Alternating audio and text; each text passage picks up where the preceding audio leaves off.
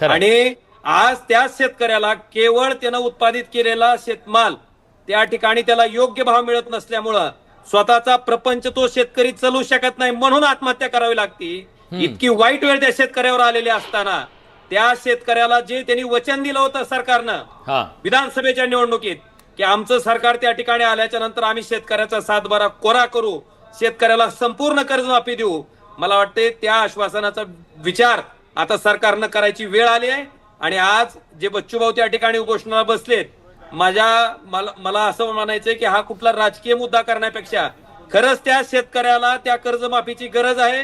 तो जगूही शकत नाही, इतकी त्याची बिकट अवस्था झालेली आहे आणि ती कर्जमाफी सरकारनं द्यायला पाहिजे. आज अंबुजा सिमेंटच्या पोत्याचा भाव 250 रुपयाचा 400 रुपयाला गेला. हो. तिथं केंद्र सरकार का नियम लावत नाही हो कुठला, की नाही तुम्ही 250चं सिमेंटचं पोतं अदानीनं 400ला विकायचं नाही, ते 250लाच विकलं पाहिजे. म्हणून शेतकऱ्याचं सोयाबीन 11,000 रुपयाला गेल्यावरच केंद्र सरकारला महागाई वाढल्यासारखं वाटतं का?